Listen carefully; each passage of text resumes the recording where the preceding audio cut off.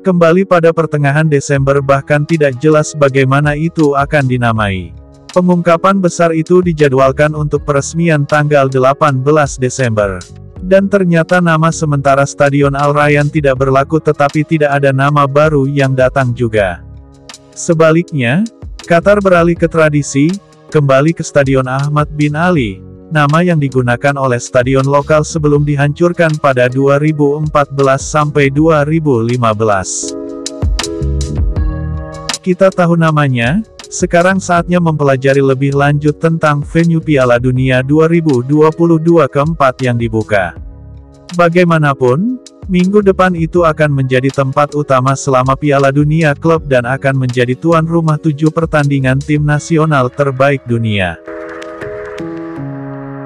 Stadion Ahmad bin Ali berdiri, secara harfiah, di atas reruntuhan pendahulunya, karena puing-puing itu hampir seluruhnya digunakan kembali sebagai bagian dari struktur baru.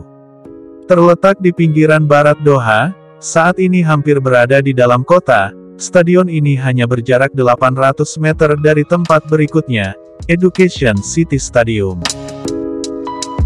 Desain, yang dibuat di Pattern Design, didasarkan pada inspirasi Bukit Pasir Gurun dan dipresentasikan pada April tahun 2015. Awalnya, Stadion Al Rayyan dijadwalkan akan ditugaskan pada Maret tahun 2019. Namun kemudian, tanggal penyelesaiannya ditunda beberapa kali. Akhirnya, investasi selesai pada akhir 2020, dan pada tanggal 18 Desember pertandingan pertama dimainkan pada Hari Nasional Qatar. Kapasitas permanen tempat tersebut adalah 21.000, dan kapasitas sementara untuk Piala Dunia 2022 akan menjadi 40.740 kursi, diproduksi bersama di Qatar dan Polandia. Skema warna dan simbol singa di balik kedua gawang terkait dengan identitas Al Rayyan SC. Setelah turnamen, tingkat atas fasilitas modular akan dibongkar dan kursi akan diserahkan ke tempat olahraga lain di Qatar dan luar negeri. Bagian atas dan atap sementara mengkonsumsi sebanyak 9.000 ton baja struktural, prefabrikasi dan diimpor dari Cina. Konsep ini menggabungkan bodi yang sederhana dan kompak dengan fasad yang canggih dalam bentuk jaring ringan dan atap, yang didasarkan pada cincin baja khas, dengan luas 32.700 meter persegi. Berkat itu, bangunan memperoleh dinamika dalam penerimaan visual, dan pada saat yang sama memiliki struktur yang relatif seragam, hampir persegi panjang.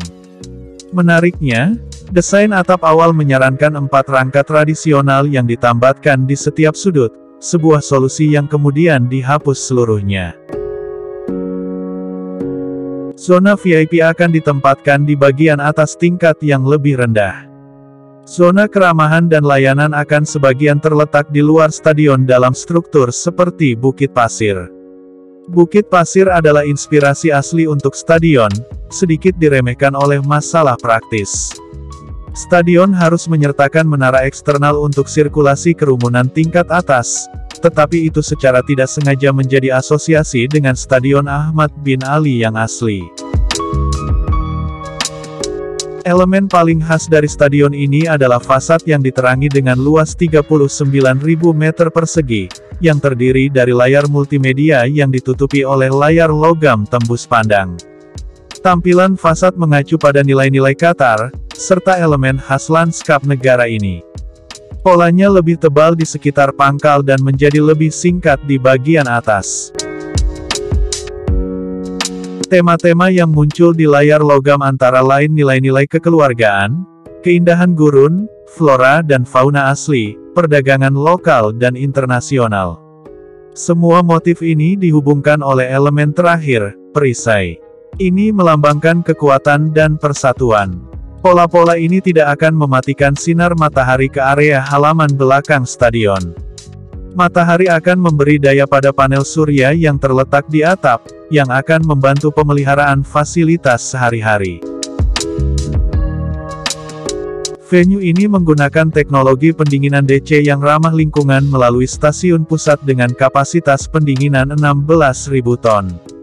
Stasiun memasok air dingin ke stadion melalui pembangkit listrik dan dari sana ke sejumlah besar unit pengolahan udara yang ditempatkan di lokasi untuk menyediakan suhu yang diperlukan untuk area stand dan pitch.